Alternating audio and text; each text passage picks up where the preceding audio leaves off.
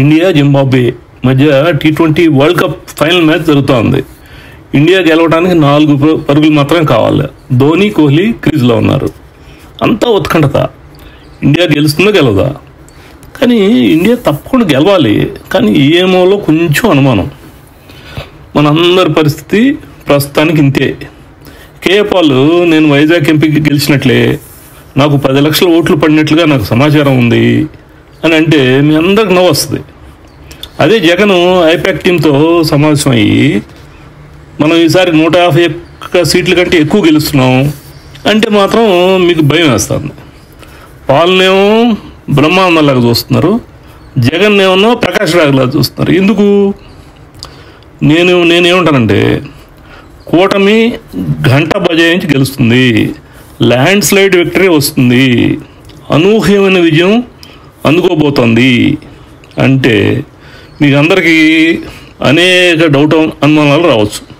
వీడేమన్నా survey చేశాడా, వీడేమన్నా సెఫాలజిస్టా, అడుసుమల్లి శ్రీనివాసరావా, లేకపోతే Epson రాజేషా అని మీ అందరికీ రకరకాల డౌట్స్ రావచ్చు.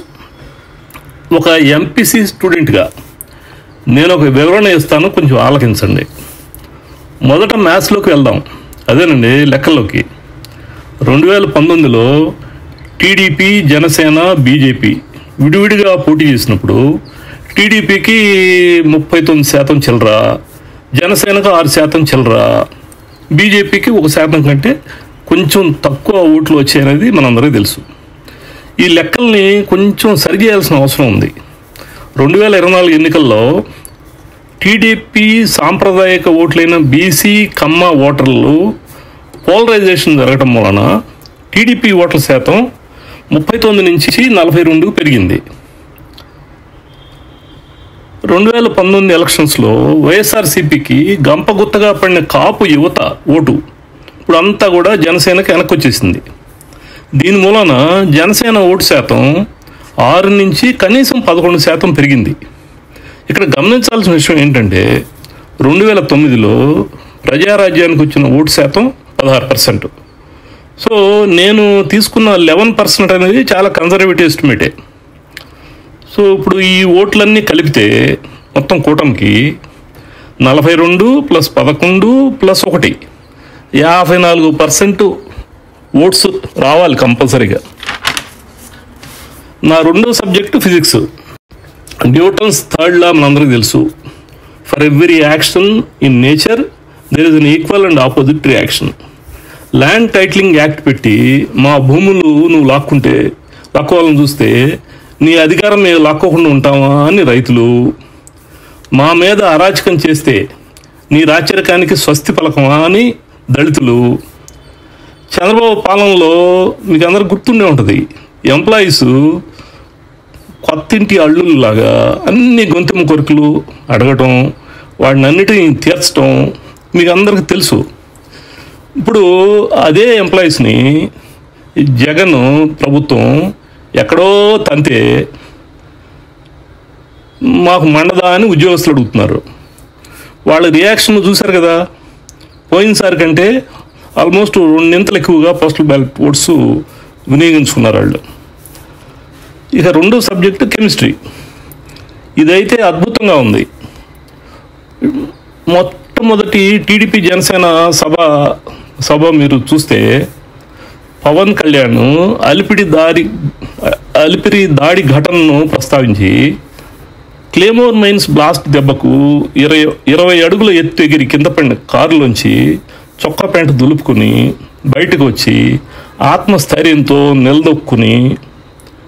నిలదొక్కున్న రాజకీయ దురంధరుడు చంద్రబాబు అని కొనియాడిన వైను, టీడీపీ శ్రేణుల్లో హర్షాతిరేకాలు నింపిన వైను చరిత్రలో నిలిచిపోయే ఘట్టం. ఇంతవరకు ఏ టీడీపీ నాయకుడు కూడా చంద్రబాబుని ఆ రీతిలో ప్రశంసించడం నేనైతే చూడాల. పవన్ కళ్యాణ్ మాటల్లో కానీ అతని హావభావాల్లో కనిపించే పరిణితి, చంద్రబాబు, పవన్, పురంధరేశ్వరి పాల్గొన్న మీటింగ్స్లో కానివ్వండి, సిబిఎన్, పవన్, కిరణ్ కుమార్ రెడ్డి పాల్గొన్న రాజంపేట ఎన్నికల సభలో కానివ్వండి, వాళ్ళ మధ్య కనపడే కెమిస్ట్రీ, దానికి జనం స్పందన నిజంగా అద్భుతం. వీటన్నిటికీ తోడు ప్రస్ఫుటంగా కనపడే కొన్ని సంకేతాలను మీ ముందు ఉంచుతా. వీటిని ఇంగ్లీష్లో టెల్ సైన్స్ అంటారు. మొట్టమొదటిది, జగనేమో 150 సీట్లు పైమాటే అంటాడు. నత్తిబాబు 130, మిల్లెటిరెడ్డి లెక్క 110. కొమ్మినేని శ్రీనివాసరావు వైసీపీ శ్రేణులకు విజ్ఞప్తి చేస్తున్నాడు ఎవ్వరూ బెట్టింగ్ కాయొద్దు అని. పార్టీ పెద్దల నుంచి కూడా స్పష్టమైన ఆదేశాలు వచ్చిన సంగతి నా దృష్టిలోకి వచ్చింది. మనం చాలా క్లిష్ట పరిస్థితుల్లో ఉన్నాం, ఎట్టి పరిస్థితుల్లోనూ పందాలు కాసి డబ్బులు పోగొట్టుకోవద్దు అని స్పష్టమైన సంకేతం ఇచ్చిందట వైసీపీ యాజమాన్యం. రెండోది, చరిత్రలో మొట్టమొదటిసారిగా పులివెందులలోని అన్ని బూతుల్లోనూ టీడీపీ ఏజెంట్స్ని కూర్చోబెట్టాం. మూడోది, పులివెందుల్లో ఒక వైసీపీ నాయకుడు భారతిని నిలదీయటం, మా డాక్యుమెంట్స్ మీద మీ ఆయన ఫోటో ఏంటి అని. కనీసం 6 వైసీపీ అభ్యర్థుల మీద మామూలు జనం తిరగబడి కొట్టడం మనం చూసాం. అన్నాబత్తుని, కాసు మహేష్ రెడ్డి, వంశీ, అనిల్ కుమార్ యాదవ్, గోపిరెడ్డి, చంద్రశేఖర్ రెడ్డి, శివిరెడ్డి మహేష్ రెడ్డి వగైరా వగైరా.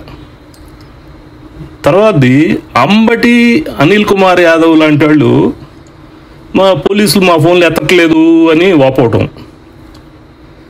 తర్వాత జగన్ ఎలక్షన్స్ 2 రోజుల ముందు ఎలక్షన్స్ సజావుగా జరుగుతాయని నమ్మకం రోజు రోజుకి సన్నగిలుతోంది అని అంటాం.